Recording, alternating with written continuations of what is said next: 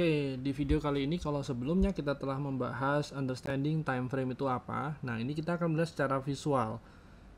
Nah, hal yang saya mau angkat di sini adalah investor dan trader time frame. Nah, perbedaan paling dasar dari invest dan trading adalah time horizonnya kita. Time frame yang lebih panjang umumnya itu punya advantage dengan melihat lebih banyak data pergerakan harga. Semakin kecil time frame yang kita gunakan, kita lebih mudah terjebak di trend minor atau secondary trend. Misal pada waktu market bearish, trader yang menggunakan jangka waktu lebih pendek akan melihat penurunan minornya. Trader dengan jangka waktu panjang, baik monthly atau weekly, nanti kita bisa lihat dari kasusnya INKP ini ya. Nah, kita bisa melihat kecenderungan kemana sih pergerakan harga jika kita melihat time frame yang lebih jauh atau lebih besar. Buat mindset investor, mungkin mereka prepare untuk buy, sedangkan trader yang hanya melihat satu time frame, mereka bisa hanya terjebak di minor atau secondary seperti yang tadi kita bicarakan di depan. Nah, kita nggak tahu ini kira-kira kalau jatuh, dia jatuhnya kemana atau kapan dia akan berhenti. Nah, sebagai contoh waktu INKP kemarin 2020 jatuh, drop ya. Secara structure market dia memang turun, tapi yang menjadi masalah adalah kalau dia turun, dia turunnya sampai mana? Dengan hanya melihat satu time frame daily ini, kita tidak tahu arah berhentinya kapan atau di mana kurang lebih pemberhentian areanya dia. Tapi kalau kita switch ke time frame yang lebih besar, kita jadi mengetahui nih primary trendnya ini kira-kira berhentinya di mana. Berarti kalau kita melihat support resisten di sini dengan konsep support become resistance atau resistance become support, maka kemungkinan area yang akan berhenti di 3300. Ya, sampai di sini kita hanya masih mengetahui kemungkinan berhentinya tren atau pemberhentian dari penurunannya. Nah, apakah setelah di 3300 kita akan balik naik ke atas atau rebound? Kita belum tahu. Tapi dari sini kita sudah ada gambaran. Kalau dia mau berhenti, kemungkinan dia berhentinya di area 3300. Dan kalau dilihat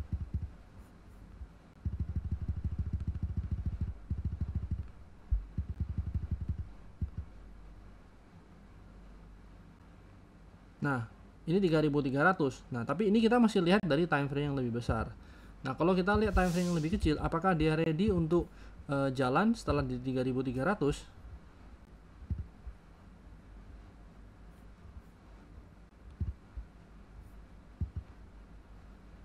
Oke, kita bisa lihat ya teman-teman di sini ya. Nah, berarti waktu di 3300 kita tahu itu areanya, kita tinggal melihat apakah di time frame yang lebih kecil. Di sini berarti short term time frame kita atau minor time frame kita dia udah prepare untuk balik arah. Ini dari kasus INKP. Contoh lain di composite index. Waktu composite index itu jatuh tanpa kita melihat time frame yang lebih besar ya, atau semuanya mindset kita adalah jangka panjangnya ini kira-kira jatuhnya di mana, maka kita akan miss pemberhentian areanya kurang lebih di mana. Nah, kalau kita lihat dari daily, waktu dia drop kita nggak ada gambaran dia berhenti di mana. Mungkin dengan menggunakan Fibonacci kita bisa menggunakan area-area pemberhentiannya. Misalnya saya ambil Fibonacci dari sini ke sini, ngambil Fibo ya, kita lihat oke, ternyata kalau semuanya saya ngambil dari sini 423.6 aja masih berhenti, masih terus lanjut ke bawah ya. Kalau semuanya saya ngambil swing yang lebih besar pun dia di sini masih jebol ke bawah. Nah, akhirnya kan kita jadi tebak-tebakan di 1618 atau 2618 atau 3618 tanpa kita tahu referensi jelas yang kita menggunakan. Akhirnya bisa aja kita menggunakan Fibonacci berlapis-lapis yang nanti akhirnya kita bingung sendiri untuk ambil keputusan. Tapi kalau semuanya kita switch ke time frame yang lebih besar, kita tahu support kita di mana. Jadi waktu kita tahu dia punya penurunan, maka kita bisa antisipasi lebih jelas kita kapan mau ambil posisi buy atau prepare untuk buy. Hal yang sama juga di MA10 ini ya. Kalau kita lihat dari satu time frame saja kita cuma bisa drop, kita nggak tahu ini berhenti sampai mana. Tapi kalau kita lihat dari time frame yang lebih besar, kalau misalnya kita menggunakan alat bantu tools Fibonacci, kita bisa prepare untuk kapan sih dia akan berhenti. Nah, di angka-angka Fibonacci ini. Nah, kalau dilihat dia berhentinya ternyata di angka 88.6 ya, udah dia mantul. Nah, tapi apa gunanya time frame kecilnya atau time frame trader kita, time frame untuk trading kita. Nah, time frame trading ini kita bisa kelihatan. Ternyata kalau di sini dia buat double bottom, lalu dia buat higher high, terus dia buat higher low, higher low, higher low, dan secara structure market dia udah mulai berubah arahnya dari downtrend menjadi uptrend. Jadi itu salah satu contoh ya, kita ambil contoh dari INKP, kita ambil contoh dari composite index kita, BBCA. Nah, satu mungkin yang terakhir. Jadi kalau kita bicara soal Antam, ini sebenarnya arahnya downtrend atau uptrend. Kalau kita hanya melihat ini, dan kebetulan chart yang kita lihat adalah seperti ini, kita akan melihat ini sebagai downtrend.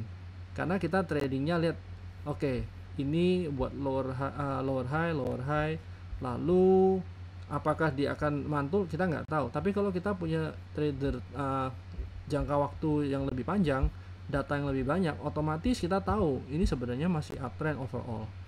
Nah, kalau kita lihat dari time frame yang lebih besar, ini kita lihat ya, pergerakannya sih rata, masih rapi di atas moving average-nya. Lepas itu nanti teman-teman menggunakan moving average berapapun di time frame weekly misalnya. Kita bisa lihat juga ada pennant continuous pattern, calon berarti calon melanjutkan kenaikannya dia. Tapi kalau di time frame yang lebih kecil, kita sedang lihat apakah dia sebenarnya masih on track, apakah dia sudah ready untuk jalan kembali ke primary trendnya dia. Nah, ini adalah fungsi dari time frame kecil. Jadi begitu cara kita menggunakan multi time frame analysis ya. Oke, berikutnya kita akan bahas contoh lebih jelasnya di video bagaimana cara mempraktekkan untuk masuk dengan multi time frame ini.